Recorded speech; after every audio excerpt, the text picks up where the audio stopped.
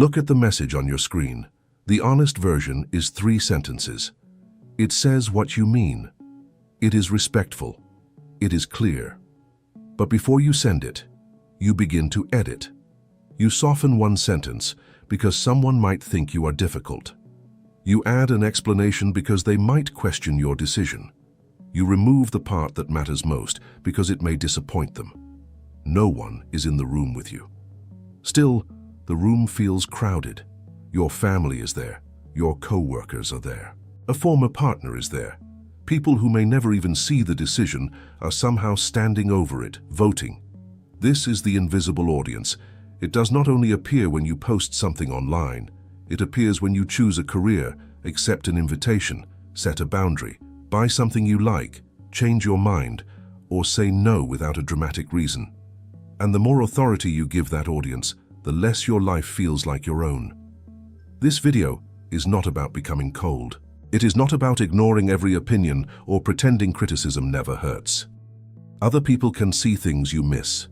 Advice can protect you from mistakes.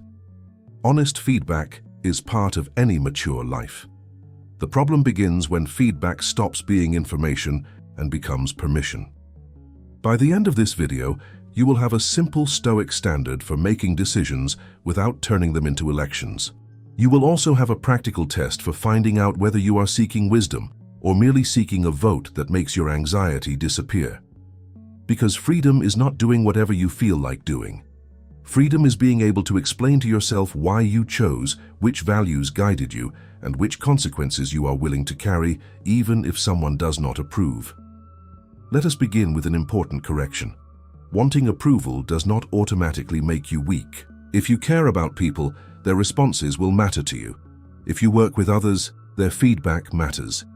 If your choice affects a partner, a child, a team, or a friend, their perspective is not an obstacle to your freedom. It is part of the reality you must consider. The fantasy of never caring what anyone thinks sounds powerful, but it is not a useful goal. A person who cannot receive correction is not free. That person may simply be protected by pride. So the goal is not indifference. The goal is proportion. Suppose a skilled colleague shows you that your plan contains a serious error. That is useful information. Suppose the same colleague simply dislikes your style. That is an opinion. Both may deserve attention, but they do not deserve the same weight. Or imagine that you are making a decision with your partner. Their feelings and needs are not random noise. They are part of a shared decision. But a distant acquaintance who dislikes your choice is not an equal stakeholder. Approval becomes dangerous when every response is treated as a verdict on your worth. Then praise does more than encourage you. It temporarily tells you that you are acceptable. Criticism does more than inform you. It threatens your identity. A neutral expression becomes suspicious. A delayed reply feels like rejection. A disagreement begins to feel like evidence that you made the wrong choice. At that point, you are no longer listening to people. You are reading them like a scoreboard. And a scoreboard can only tell you whether you are currently winning approval. It cannot tell you whether you are acting wisely, fairly, courageously, or with self-control. Approval can be a signal. It should not be the steering wheel. The cost of approval seeking is easy to miss because the trade happens quietly. You rarely announce, "I am giving away my freedom now." Instead, you make small exchanges. You trade clarity for acceptability. You know what you want to say, but you make it vague enough that no one can object. You trade action for permission. You know the next reasonable step, but you wait for one more person to confirm it. You trade self-respect for immediate relief. You say yes, avoid the uncomfortable reaction, and feel calm for an hour. Later, resentment appears because your mouth agreed to something your judgment had already refused. None of these moments looks dramatic. That is why they can shape years. Consider a composite situation. Jordan is not a real client or testimonial. Jordan is a fictional example built from ordinary patterns. Jordan is offered the chance to apply for a new role. It would require more responsibility, and there is no guarantee of success.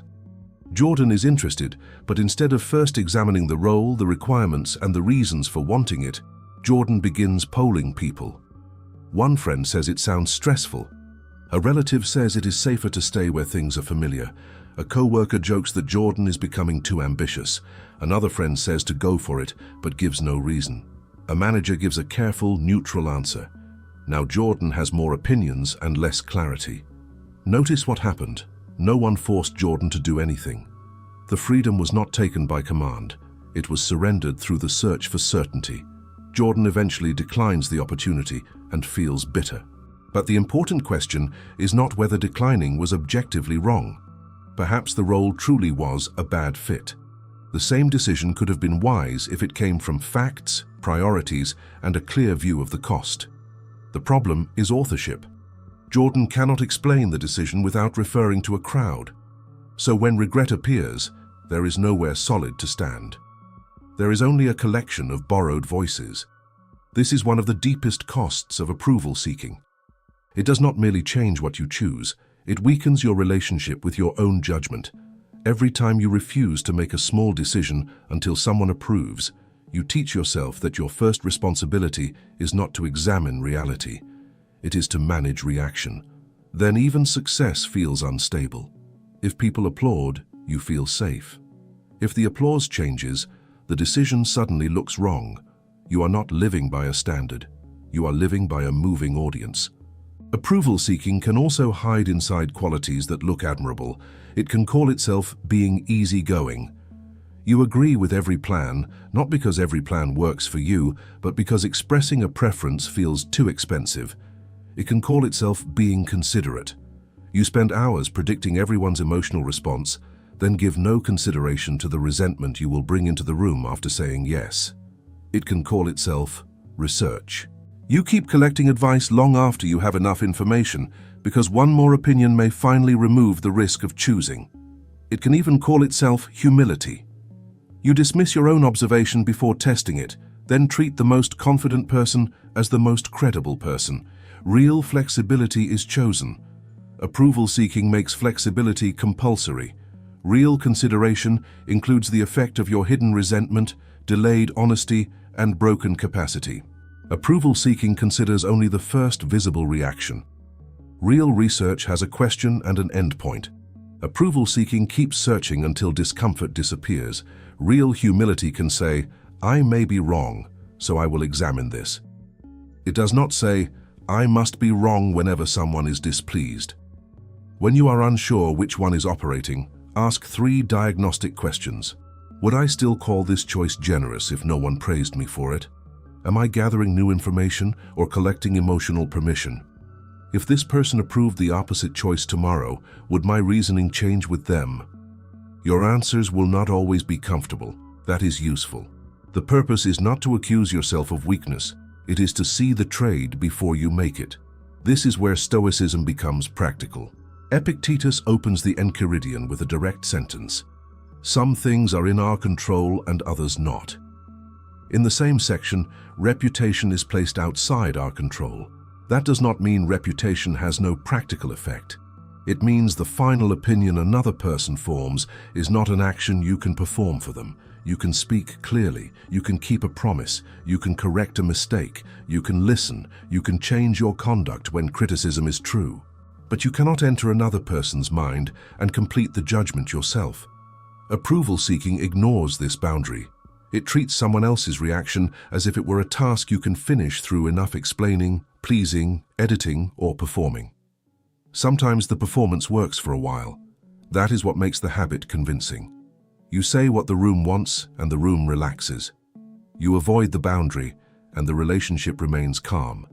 You hide the preference and no one questions you. But calm purchased by self-erasure is not inner peace. It is a temporary ceasefire. Marcus Aurelius noticed the contradiction in giving other people more authority over our identity than we give our own examined judgment. In George Long's translation, he describes a person who sets less value on his own opinion of himself than on the opinion of others. That is not permission to assume your opinion is always correct. Marcus was not defending impulse. Stoic self-command requires examination. Your judgment must answer to truth, justice, courage, and restraint. The point is that another person's approval is not a substitute for that examination. There are 3 different things in any difficult decision: First, there is input, facts, advice, experience, warnings, and the needs of people affected. Second, there is judgment, the meaning you give the input and the standard you use to weigh it. Third, there is response, what other people think, feel, say, or do after you decide. You should gather input with humility. You should form judgment with care. You should meet response with responsibility. But you should not confuse the three. When response becomes judgment, you stop asking, "Is this wise?" You ask, "Will they like it?" When input becomes command, you stop considering advice. You obey the loudest voice. When judgment ignores input, you become reckless. Freedom lives in the middle. You listen without surrendering. You decide without pretending you control the reaction. You remain open to correction without placing your worth on trial. Approval seeking often follows a simple loop. First, you anticipate a reaction. You imagine the raised eyebrow, the disappointed silence, the sarcastic comment, or the question you do not want to answer. Second, you edit the choice. You change the wording. You hide the preference. You choose the familiar option. You add reasons no one asked for. You say yes before you have even decided. Third, you look for a signal, a smile, a quick reply, agreement, praise, the absence of tension. Fourth, you feel relief. The relief is real. But relief is not the same as evidence that the choice was wise. It only proves that the feared reaction did not happen in that moment. Then the standard moves. The next person wants something different. The same person changes expectations. A choice that earned praise last year earns criticism today. So you begin the loop again.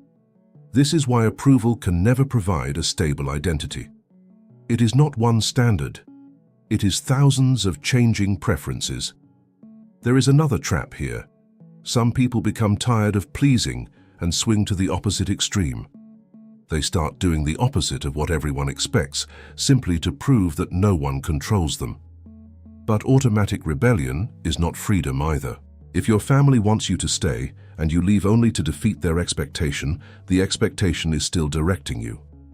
If someone criticizes your work, and you refuse every useful correction to prove confidence, criticism is still in control. Obedience and rebellion can both be reactions to the same audience. Self-command is quieter. It asks a harder question. What does this situation require from me, whether they praise me or not? If you remove approval without replacing it, you may be left with confusion. Trust yourself sounds encouraging, but which part of yourself should you trust? The frightened part, the angry part, the impulsive part, the part that wants to avoid all discomfort? You need more than self-belief. You need a standard. Use 4 questions. Question 1. What are the facts, not predictions? Not imagined reactions. Not the story that everyone will reject you. What is actually known? In Jordan's situation, the facts might include the responsibilities of the role, the required experience, the salary, the schedule, the application deadline, and the uncertainty of being selected. My family will think I am selfish is not a fact. It is a prediction. This schedule would reduce the evenings I spend with my children may be a fact, or at least a consequence that can be investigated. Facts do not make the decision for you. They give the decision a flaw. Question 2. What is actually under my control? Jordan can control whether to apply, how carefully to prepare, what questions to ask, how honestly to discuss the schedule, and how to respond if the answer is no. Jordan cannot control being selected. Jordan cannot control whether a friend feels threatened. Jordan cannot guarantee that every relative will understand. This question prevents you from spending your energy on a social result you cannot command. Question 3. Which virtue should govern this decision? Wisdom asks whether the choice fits reality. Justice asks who is affected and what you owe them. Courage asks whether fear of disapproval is disguising itself as prudence. Self-control asks whether desire, anger, vanity, or panic is rushing the decision. You do not need to turn every choice into a philosophy lecture, but naming the virtue changes the quality of attention. Suppose you want to say no to an invitation. Courage may be needed to tolerate disappointment. Justice may require that you do not cancel at the last minute after someone has made serious plans. Wisdom may reveal that one evening of inconvenience matters less than preserving an important relationship. Self-control may stop you from giving an angry answer because you resent being asked. Virtue does not always produce the answer you initially wanted. That is why it is a standard rather than a permission slip. Question 4. Which consequence am I willing to carry? Every real choice closes something. If you say yes, you give time and energy. If you say no, someone may be disappointed. If you speak honestly, the relationship may become clearer or more tense. If you remain silent, you keep the peace and perhaps keep the problem. Approval seeking tries to find a choice with no social cost. Often, that choice does not exist. Freedom means choosing the cost that belongs to your values instead of the cost that merely keeps everyone comfortable. Now return to Jordan. The facts do not guarantee that the new role will work. Control is limited to applying and preparing. Wisdom requires investigating the actual demands. Justice requires a serious conversation with anyone whose life would be affected. Courage may require applying without a guarantee of praise. Self-control may require resisting the fantasy that a new title will prove Jordan's worth. The consequence might be rejection, extra work, or disagreement at home. It might also be the decision not to apply after a careful review. Either outcome can be owned if the process is clear. That is the shift. The decision no longer asks, how do I keep every voter happy? It asks, which choice can I defend before reason and character? Now apply the same standard to a smaller, more emotional decision. Suppose a friend has developed a habit of calling late at night and expecting you to absorb the same crisis for hours. You care about the friend. You also know that these calls are affecting your sleep and your ability to function the next day. The facts are not, my friend is toxic, or a good friend is always available. Those are conclusions. The facts are the frequency of the calls, what has been asked, what you have already offered, and the effect on your commitments. What is under your control? You can choose when to answer. You can state a limit. You can offer a different time. You can decide what support you can honestly sustain. You cannot guarantee that your friend will understand the first time or feel no disappointment. Which virtue governs the choice? Justice asks you not to make promises your exhausted self cannot keep. Courage asks you to say the limit before resentment turns into contempt. Wisdom asks whether the friend is in immediate danger or simply repeating a familiar pattern. Self-control asks you not to deliver the boundary as punishment. Which consequence are you willing to carry? Perhaps the friend feels hurt. Perhaps the friendship changes. The alternative also has a consequence: exhaustion, dishonesty, and growing anger. The standard does not automatically tell you to leave, stay, answer, or ignore.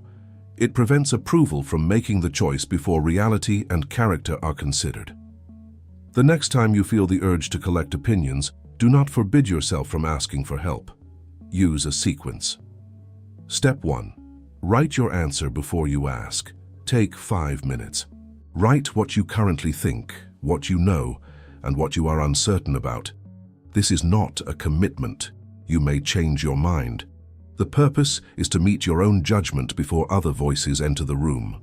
Without this step, you may absorb the first confident opinion and mistake confidence for truth. Step 2. Name the invisible audience. Whose disapproval are you rehearsing? Be specific. People is usually too vague. Is it one parent, a partner, co-workers, friends from an older version of your life, strangers online? Then ask, what authority does this person actually have in this decision? They may have expertise, they may be affected, they may know you well, or they may simply have a strong personality. Volume is not authority. Step 3. Remove the audience for 10 minutes. Ask, if no one could praise this choice, criticize it, post about it, or even know about it, what would still matter? This question does not magically reveal a perfect answer. It exposes motives that only survive when they are being watched. Perhaps you still want to do the work because it matters. Perhaps you no longer want the purchase because its main purpose was display. Perhaps the boundary still seems necessary because the cost is real. Perhaps the dramatic exit loses its appeal because there is no one to impress. Step 4. Choose advice, not a jury. Ask the smallest useful number of people. If you need information, ask someone with relevant knowledge. If another person is affected, speak with that person. If you need moral challenge, ask someone whose character you respect and who is willing to disagree with you. Do not ask 5 people the same question until one gives you the answer that removes discomfort. That is not research, it is reassurance shopping. Step 5. Set a decision point. Some choices require time. Endless consultation, however, can become a way to avoid responsibility. Decide when you will stop gathering and begin choosing. Then make the smallest honest move available. Send the application. Decline the low-stakes invitation. Share the idea with your team. Wear the thing you genuinely prefer. Keep one promise before telling anyone about it. Small-owned choices are how self-trust becomes evidence. You do not develop an internal standard by repeatedly telling yourself that you are confident. You develop it by making careful choices, observing the results, correcting yourself when necessary, and discovering that disapproval can be uncomfortable without being fatal to your identity. After you act, review the result without turning another person's mood into your score. If you made a mistake, self-command does not require defending it. Admit it.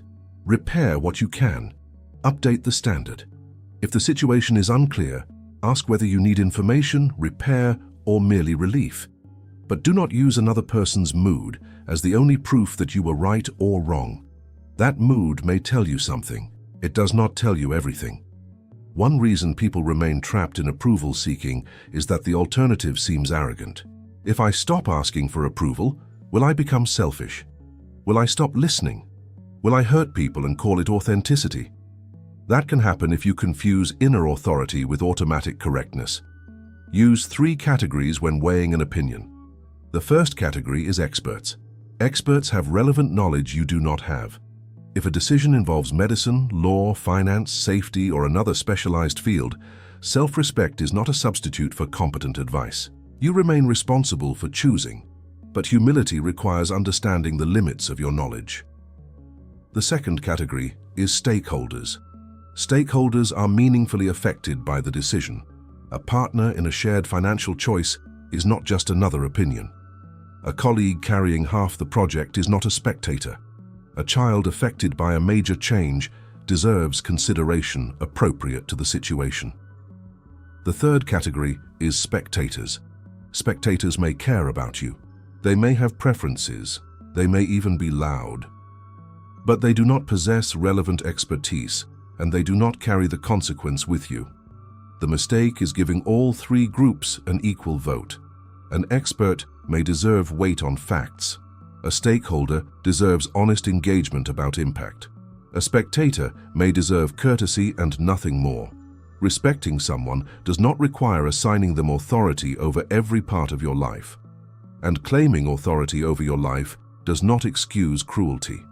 When criticism arrives, use another simple distinction. Separate the content, the source, and your duty. The content is the actual claim.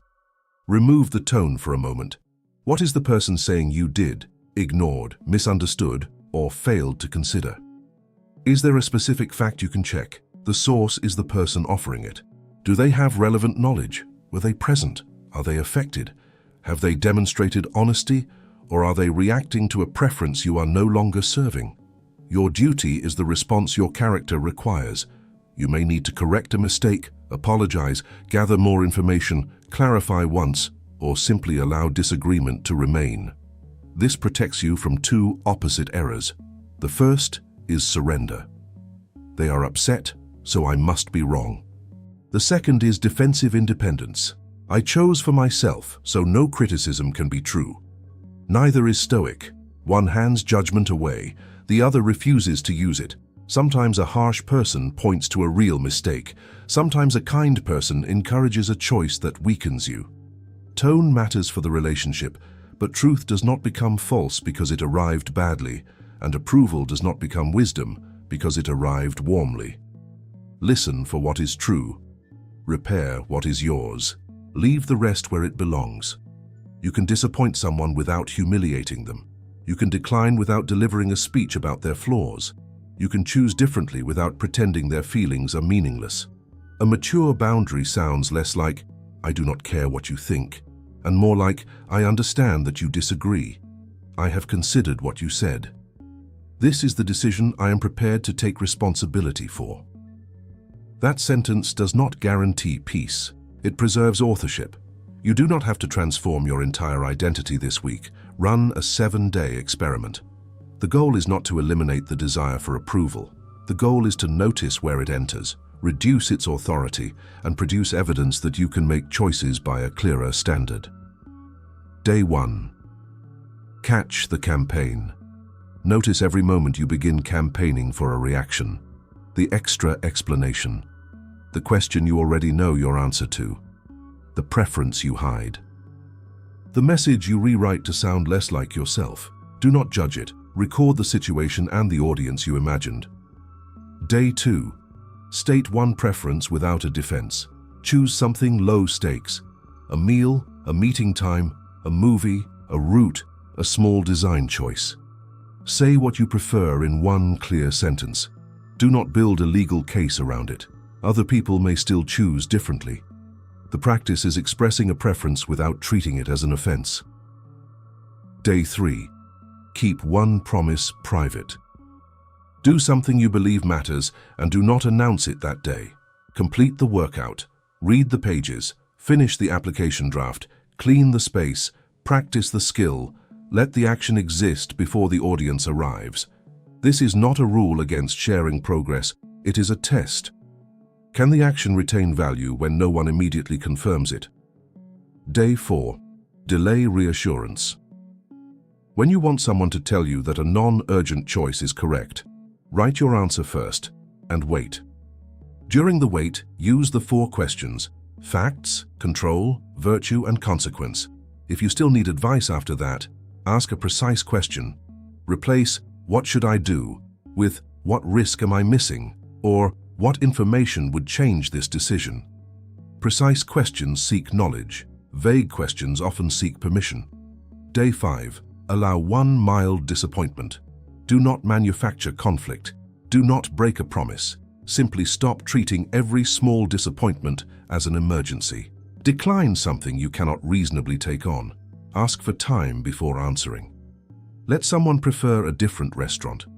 Let a coworker survive the fact that your idea is not identical to theirs. Notice the discomfort in your body and the stories in your mind. Then observe what actually happens. Day 6. Map your advisors. For one current decision, write 3 headings: experts, stakeholders, spectators. Place names under each heading. Some people may belong in more than one category. What matters is why their opinion deserves weight. Then choose the smallest useful conversation. Day 7. Own one decision. Choose one decision that has been waiting for permission. It does not need to be dramatic. Write the facts. Mark what is under your control. Name the virtue. Choose the cost you are willing to carry. Seek any necessary expert or stakeholder input, then decide. Afterward, record why you chose. Do not score the decision only by whether people approve or whether the immediate result feels good. Score the process. Were you honest about the facts? Did you listen where listening was owed? Did you act from courage rather than performance? Did you avoid using authenticity as an excuse for impulse? Did you accept the consequence without blaming the audience you once wanted to please? This is how an internal standard becomes stronger, not through perfect certainty, through repeated responsibility. Return to the message from the beginning. The goal is not to send the harshest version just to prove independence. The goal is not to delete every explanation. The goal is to remove the performance and keep the truth, the respect, and the necessary context.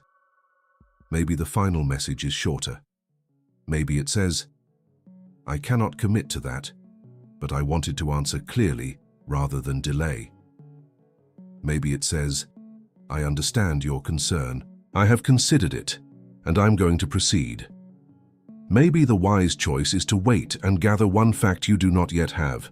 The exact sentence depends on the situation. The standard does not. What are the facts? What is under your control? Which virtue should govern you? Which consequence are you willing to carry? Marcus Aurelius also warned against spending our lives mentally following other people when that attention serves no common good. Here is a modern paraphrase inspired by that passage. Every hour spent rehearsing an audience is an hour removed from the work of governing your own mind.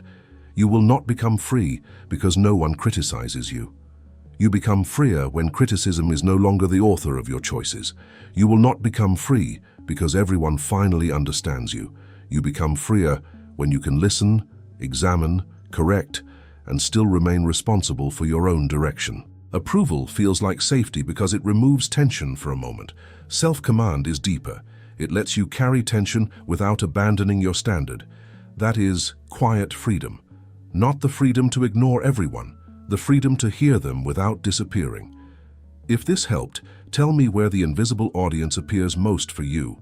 Work, family, relationships, or online. Subscribe to Mind Under Control for calm, practical stoicism about approval, emotional control, and self-respect.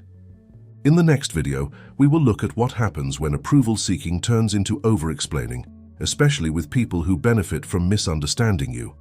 Until then, listen carefully, decide honestly, and let your character carry more weight than the room.